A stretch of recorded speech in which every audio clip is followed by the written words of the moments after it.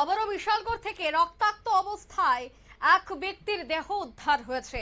জানা গেছে বিশালগড় থানার নোয়াপাড়া এলাকায় এই চাঞ্চল্যকর খবর।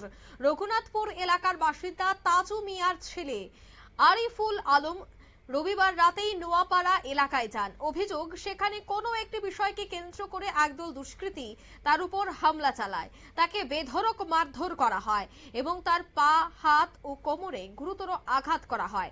পরে রক্তাক্ত অবস্থায় তাকে রাস্তার পাশে ফেলে রেখে চলে যায় অভিযুক্তরা। ঘটনার পর নোয়াপাড়া এলাকার রাস্তায় রক্তের দাগ দেখতে পান স্থানীয় বাসিন্দারা। রাস্তার উপর রক্তের দাগকে দেখেই এলাকাবাসীদের মধ্যে ব্যাপক কৌতূহল এবং আতঙ্ক সৃষ্টি হয়। আজ দুপুরে সংবাদ মাধ্যমের মুখোমুখি হয়ে নোয়াপাড়া এলাকার সদস্য জসিম আহমেদ ঘটনাটি বিস্তারিত তুলে ধরেন। কি বলছেন শোনাবো।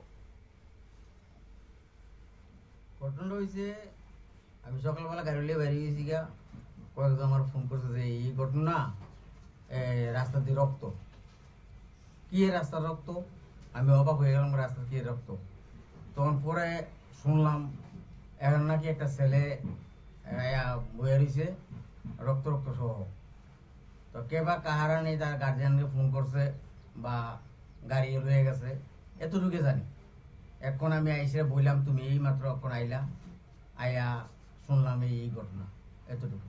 আর কি হয়েছে না হয়েছে কোন ছেলে বুঝে পারে। কি নাম এই জায়গাটা? এই জায়গাটার নাম নোয়াপাড়া, বিশালগড়। আপনারা শুনলেন বিশালগড় নোয়াপাড়ার এই ঘটনা। আর ব্যাপক চাঞ্চল্য ছড়িয়েছে, যথেষ্ট এই বিষয়টা নিয়ে কৌতূহল রয়েছে যে কিভাবে ঘটলো। তবে ব্যাপক চাঞ্চল্য ছড়ালেও এই ঘটনার যেন সুষ্ঠু তদন্ত হয় তার দাবিও কিন্তু উঠছে। অন্যদিকে এই ঘটনায় পুলিশের অভিযোগ যে দায়ের করা হয়েছে কিনা এবং মামলার প্রকৃত কারণ কি সে বিষয়টা নিয়ে পুলিশ তদন্ত করছে বলেই জানা গেছে।